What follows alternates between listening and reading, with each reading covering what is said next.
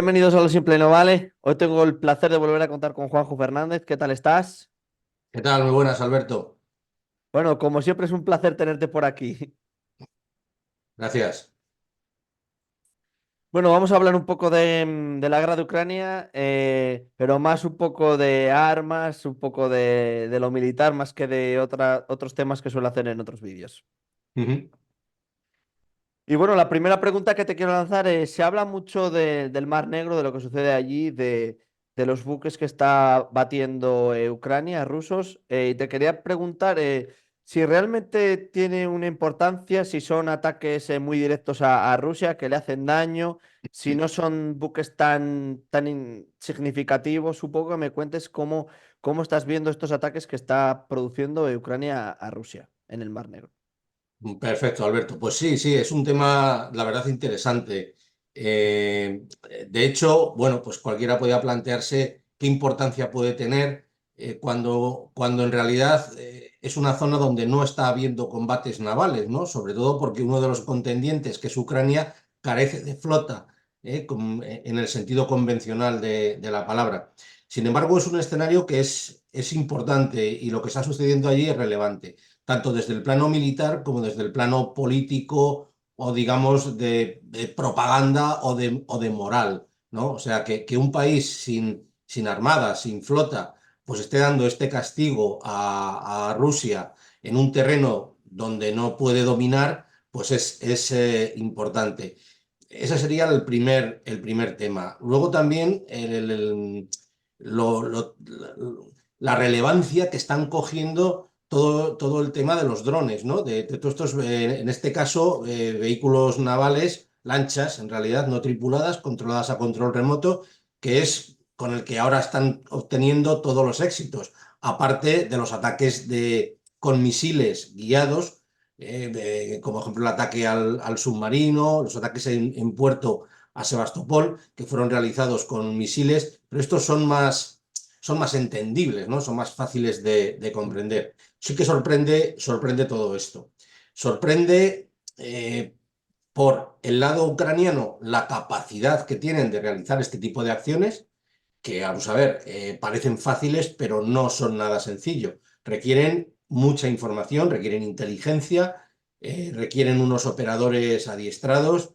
O sea, no solamente se trata de tener las lanchas, ¿no? Y luego es curioso o es interesante ver cómo siempre en todos los ataques utilizan uno de los drones para grabar toda la acción, ¿no? Eso es importante, ¿no? Porque es luego el efecto, digamos, propagandístico, ¿no? De cómo estoy dando a mi enemigo en un punto donde sí le hace daño. Eh, ¿Es importante para Rusia? Claro, claro que lo es. Claro que lo es. Aunque no tenga una flota con la que combatir, el control del Mar Negro para Rusia es importante y son unidades muy valiosas. Simplemente por lo que cuestan, por lo que cuesta tenerlas. Y ya van unas cuantas las que les han hundido. Estimamos que, bueno, se habla de 15, 16 buques y un submarino los que han dejado fuera de combate. Esto es una cifra, les hay grandes, les hay pequeños, les hay que son de tamaño patrullero, pues de unas 500 toneladas. Pero bueno, también tenemos el crucero, ¿no? El que hundieron en el primer año, el Moscova, pues que esos son casi 12.000 toneladas. En fin, que son buques muy importantes. Una de los últimos barcos que les han hundido, pues los Ropucha, son buques muy importantes porque aunque sean buques de desembarco y Rusia no vaya a realizar desembarcos anfibios, son barcos que están utilizando ahora mismo mucho los rusos para tareas logísticas, para abastecimiento de Sebastopol, de la zona ucraniana, de la zona sur. Es decir, cuando no quieren hacer movimientos terrestres, pues para no ser detectados, atacados, etcétera, pues ellos mueven tropas, material sobre todo, por barco y usan este tipo de barcos. O sea, el golpe a la logística es importante. Y luego también, en cuanto a buques de combate, otro de las últimas corbetas que les han destruido, pues es que son barcos que han entrado en servicio hace 2 años. O sea, totalmente nuevos. Y aquí, como decía al principio, contrasta por un lado, la capacidad de Ucrania de realizar este tipo de ataques y por otro lado, a veces la aparente falta de respuesta de las tripulaciones, de las dotaciones rusas. Es decir, sí que es verdad que en los últimos ataques se ha visto una reacción desde el buque, o sea, se ha visto que intentaban repeler a las lanchas con fuego de armas ligeras, que es como se tiene que hacer. Pues no sabemos si están utilizando medios electrónicos, pero si lo están utilizando es con escaso éxito, eso está claro, ¿no? Pero es que ha habido ataques en los que aparentemente el buque pues, no ha reaccionado, ¿no? Entonces, esto pues quizás nos da una idea de un adiestramiento escaso, una falta de alistamiento correcta del buque, no estar el buque en situación de alerta, cosa que sorprende cuando estás en una guerra. O sea, y además no son casos aislados y sabes que te pueden atacar. Entonces, bueno, pues esto es un poco lo que se puede decir de un escenario naval que curiosamente es el que ahora mismo, y bueno, los derribos de aviones, de aviones rusos, lo que le está dando algunas alegrías a Ucrania en un momento en que veo el tema bastante delicado por su parte. Claro, vamos a hablar de los ataques aéreos que está haciendo Rusia a Ucrania y bueno, también los aviones que está derribando el ejército ucraniano. Y, claro, no están dotando de muchos misiles antiaéreos tanto la Unión Europea como Estados Unidos, pero igualmente han derribado aviones rusos. También, ¿qué te parece un poco, aunque ya me lo has mencionado, estos derribos que están haciendo el ejército ucraniano y golpeando tan fuerte a Rusia también a medios aéreos? Bueno, pues es un poco de lo mismo, ¿no? Es que Ucrania, después de dos años ya bien cumplidos de guerra, pues sigue manteniendo una capacidad antiaérea importante. Quizá Rusia haya estado ahora utilizando más intensamente su aviación.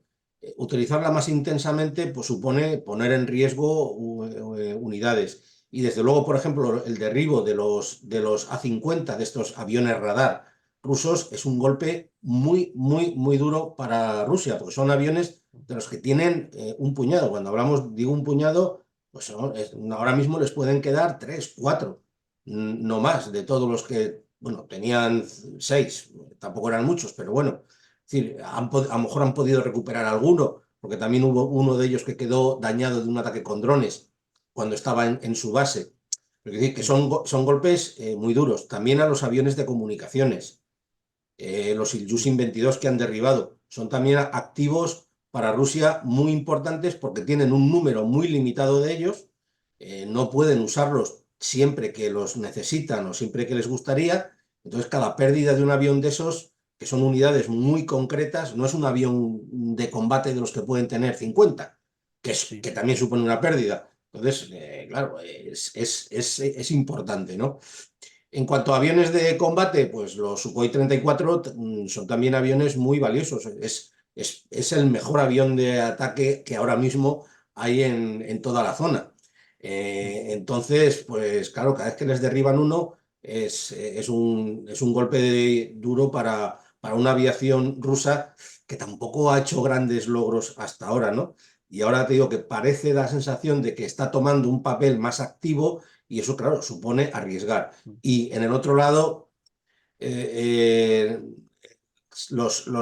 todos los derribos se están atribuyendo fundamentalmente a Patriot, que es el que tiene más alcance. Aunque alguno de los, sobre todo el último A-50 que derribaron, por la distancia a la que el blanco, el objetivo cayó, el avión cayó, es difícil que sea un Patrio, muy difícil. Entonces, bueno, habría que barajar ahí otras alternativas. Hay varias hipótesis, que si podía ser un S-200 ucraniano, que es un misil antiguo, pero con algunas modificaciones y sí que tiene mucho alcance. En fin, hay varias teorías a este respecto. Un periodista que hablé con el que está en Rusia también me dijo que aunque las sanciones de la Unión Europea y de Estados Unidos económicas no han surgido gran efecto a la economía en Rusia, pero sí que tienen falta también de repuestos en los medios aéreos. Me dijo que ahí sí que le habían hecho daño, que no se puedan abastecer de esos repuestos como hacían antes.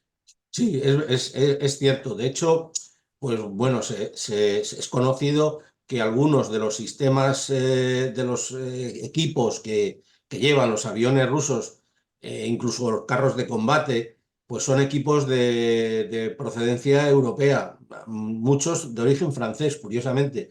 Mira que ahora la posición tan beligerante, ¿no? que tiene Francia, ¿no? Macron. Y Mm. su presidente Macron, ¿no? Son de origen francés. Esto, por ejemplo, se sabe que afectó mucho a los designadores, que son estos pods, estos equipos que llevan bueno, sí, como barquillas, ¿no? Que llevan los aviones, los Sukhoi 34 sobre todo, y que sirven para designar objetivos en tierra y poder atacarles. Entonces, muchos de ellos tenían componentes y quizá algo más que algún componente suelto de origen francés. Claro, todo esto si se les ha cortado, pues quedan en precario. ¿Cuál es el recurso que les queda? Pues lo mismo que les quedó a los argentinos en las Malvinas, cuando les cortaron, Francia hizo embargo de armas y de misiles Exocet. Pues cuando no les llegaban recambios, lo que tuvieron que hacer fue dedicar de entrada uno de los misiles a piezas de recambio. O sea, desmantelarle y utilizarle como piezas de recambio. Entonces es probable que los rusos estén también utilizando esto. Otro tema en el que les puede afectar es que los aviones salgan a combatir sin alguno de estos equipos. Eso también ocurre. Mm. Es decir, bueno, pues no tengo el sistema que me permite el ataque, no sé qué. Bueno, pues salgo sin él y ataco de otra manera. Mm. Quiero decir, pues pierdo a lo mejor eficacia, pierdo precisión en el ataque, pero sales a combatir. Es decir, todo esto afecta, aunque es cierto que las sanciones en otro orden, no en el tema de concreto de componentes militares, que ahí sí tiene un efecto inmediato. En el tema económico sí que parece que no es tanto el perjuicio que está causando como el que se esperaba o nos esperábamos o se imaginábamos al principio. Mm. Sí, bueno, también hay que destacar que Irán y Corea del Norte también están ayudando a Rusia con material militar. Sí, pero es un material militar. A ver, lo que les está enviando Irán es sobre todo drones, Mm. tema de drones. Se ha hablado de misiles y tal, pero yo todavía no tengo certeza de que hayan estado utilizando misiles iraníes. Los drones sí, porque bueno, son drones que son baratos, los pueden usar en gran número, los Shahed y todos estos, eh, pero bueno, son bastante sencillos. Los Shahed no llevan un sistema de guiado sofisticado, ni muchísimo menos. Son útiles, eso sí, contra objetivos grandes y fijos, no pues contra infraestructuras, que es con lo que están utilizando. Pero sí que es verdad que los rusos están mejorando mucho en estos últimos meses en cuanto a sus técnicas y al empleo de drones, no solamente con el material iraní. Lo que le llega de Corea, sobre todo, fundamentalmente, es munición. Mm. La munición que utiliza Corea, pues es toda de origen, para material de origen soviético, que es compatible con el ruso. Bueno, es que es lo mismo. Entonces, lo que les está mandando es munición. También se comenta de que mucha de la munición, que si está o parte caducada, que si es de muy mala calidad, que vale, pues puede ser, perfecto, vale, pero cuando estamos hablando de que Rusia está utilizando pues 15, 20 mil disparos al día, pues que una parte, un porcentaje, aunque sea alto, no funcione, incluso a que algún cañón se les reviente, les da igual. Mm. El caso es Claro. mantener esa potencia de fuego. Sí, y prosiguiendo hablando con los drones, es lo que ha incrementado la producción en Ucrania, porque también es lo que le está llevando cierto éxito militar. Sí, sí, sí. Ucrania está fabricando drones y haciendo drones al máximo posible, drones pequeños, baratos, pues para uso cercano, que es donde se está centrando más el esfuerzo ucraniano de fabricación, aunque no dejan de lado drones más grandes, de más largo alcance, pues, por ejemplo, con los que han golpeado las refinerías. O sea, son dos guerras paralelas, ¿no? La de los drones de largo alcance, pero otra, la que es ahora mismo más intensa, porque es la que se combate con el enemigo al frente, ¿no? A unos kilómetros, pues son drones pequeños y muchos, pues rudimentariamente armados y tal, pero muy eficaces. También ahí hay que decir que el porcentaje de eficacia de los drones ucranianos es muy, creo, estoy convencido de que es muy bajo. Claro, ¿qué ocurre? Que los vídeos que nos enseñan son todos los Mm, que el dron impacta y el carro o el blindado queda mm. destruido, ¿no? Pero junto a, o sea, al lado de ese éxito, pues a lo mejor hay 10, 15, que uno se pierde, otro lo interfieren los rusos y otro no acierta. En fin, eso también existe. No hay que olvidarlo. O sea, Sí, a mí me llama. no nos Eso pensemos es. que todos los drones que van, todos destruyen un blindado o causan daño. Correcto, y a mí también me llama la atención cómo pueden entrar en territorio ruso así como así, ¿sabes? Porque teniendo en cuenta la potencia militar que era Rusia, que puedan impactar en refinerías o así los drones ucranianos, me sorprende, la verdad. Pues mira, porque el territorio es muy grande y aunque los rusos tienen sistemas de radar, obviamente, pues hay huecos. Eso por un lado, siempre hay huecos. Entonces, una de los análisis más importantes de inteligencia cuando se planifican estos ataques es establecer las posiciones de los radares que se establecen mediante guerra electrónica, mediante ESM, que se llama, mediante Mm, técnicas ESM.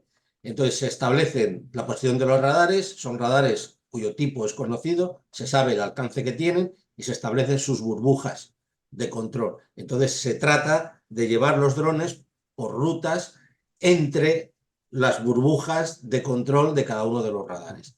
El enemigo, el ruso, lo que intenta hacer siempre es crear, no dejar huecos, por así decirlo. mm, Eso por un lado. Entonces, a veces se crean huecos porque los radares no siempre están operativos. También tener un radar permanentemente operativo tiene sus riesgos de que te ataquen con un misil antirradiación, en fin. Es un juego de un gato y el ratón, ¿no? mm. De cuándo lo pongo, cuánto lo utilizo y tal. Todo eso va generando, por un lado, huecos, como decía. Y luego, eh, por otro lado, pues detectar un dron no es tampoco tan sencillo. Los radares, no nos pensemos, que la gente se puede pensar que es que un radar vale, lo ve absolutamente todo. No, el radar es posible, puede verlo todo, pero tú tienes que calibrar el radar para que el radar te muestre lo que tú quieres ver, porque de otra manera verías tu pantalla repleta de ecos y no serías capaz de distinguir absolutamente nada. Entonces, ¿qué ocurre? Qué quieres controlar con ese radar? No, objetivos muy pequeños. Pues, Sí. tendrás que calibrarlo por objetivos muy pequeños.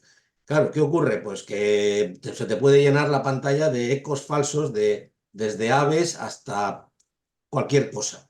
Si tú calibras, que es lo normal, los radares rusos normalmente están calibrados pues, para lo que estaban diseñados, pues, para aviones, para objetivos grandes.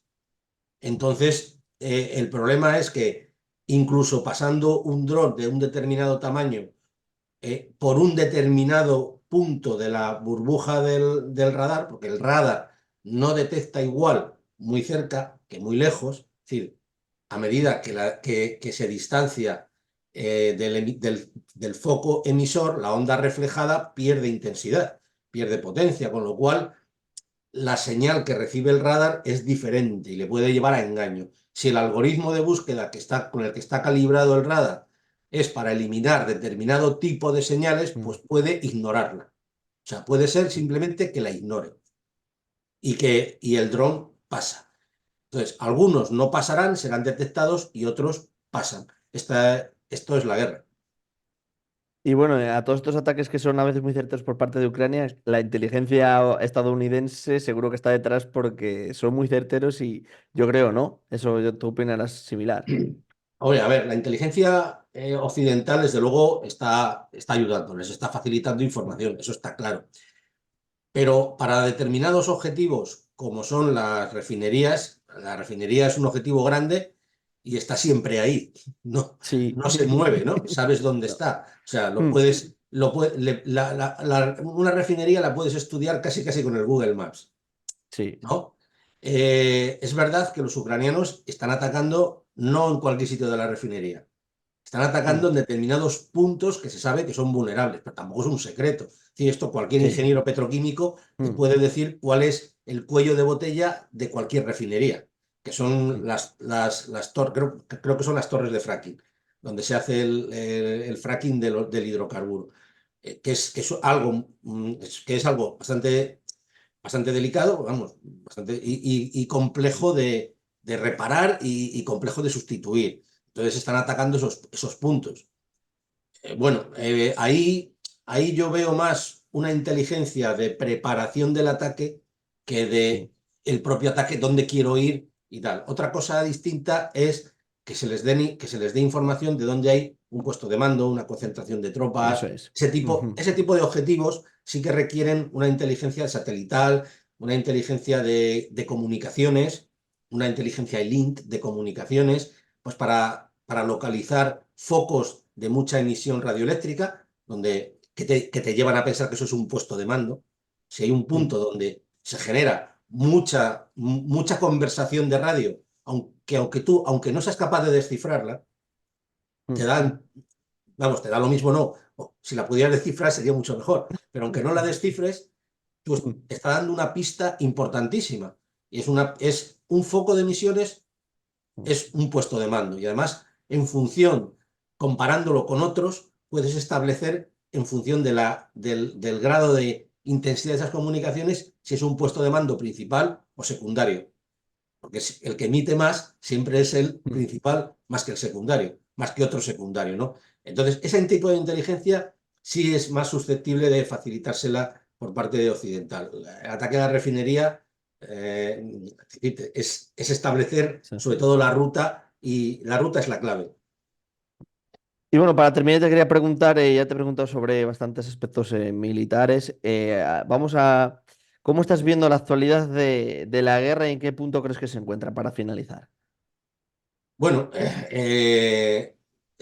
este último año, casi prácticamente los últimos 8 meses, diría yo, estamos clarísimamente en una guerra de desgaste, en el cual pues son pequeños avances y se trata de causar pérdidas grandes al enemigo.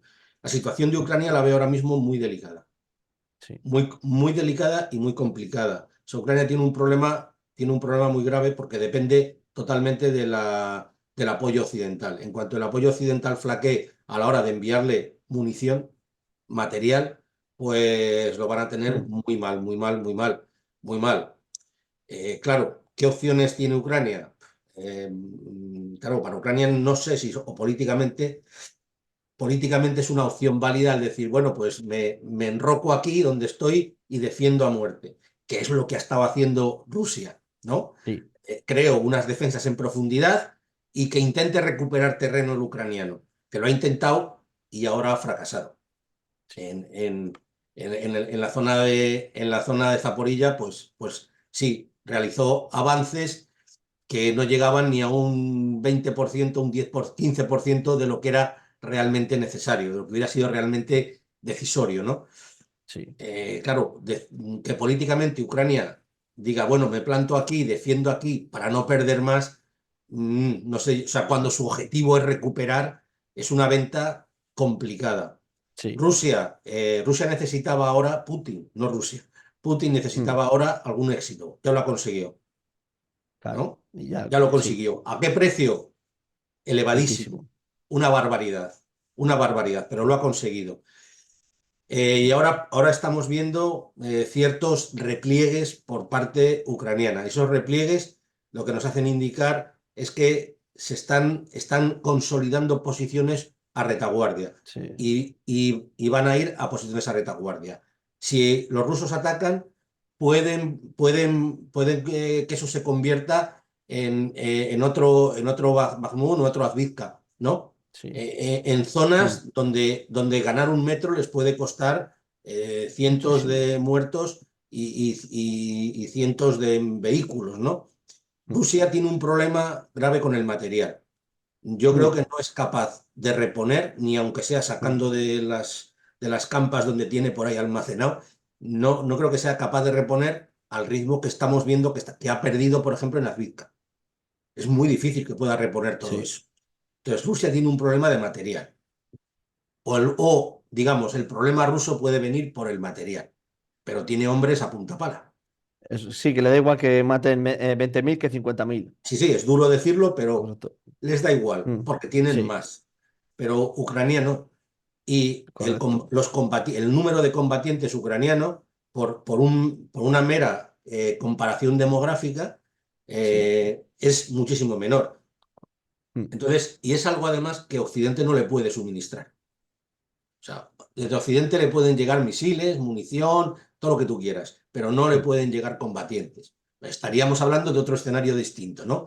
mm, Si llegara a ese caso, totalmente distinto. Pero en el escenario en que nos estamos moviendo ahora, no le pueden llegar más combatientes. Entonces, digamos, Rusia tiene un problema, puede tener un problema de material, puede tener un problema de que en un momento dado no sea capaz de reponer y se empiece a agotar mm, de material, pero el problema de Ucrania es que se empieza a quedar sin personal, sin hombres, sin soldados. Y mm. claro, reclutar, o sea, una cosa era en el primer año de la guerra, donde la gente iba voluntaria a defender su tierra, y otra cosa es empezar a reclutar a la fuerza gente de otras edades, en fin. Y en eso, una de las ayudas, sí que es verdad que una de las ayudas más importantes que está suministrando Occidente no es solamente munición, bombas, misiles, blindados, etcétera, sino adiestrar a las tropas ucranianas. Eso para ellos es fundamental, porque son tropas que les llegan ya adiestradas y sobre todo con una doctrina occidental. Y eso es importante. Bueno, Juanjo, pues muchísimas gracias. Espero que todo te vaya bien y ya volveremos a charlar otro ratito en el futuro. Venga, Alberto, pues nada, ya nos vemos. Lo dicho, un fuerte abrazo. Hasta la próxima.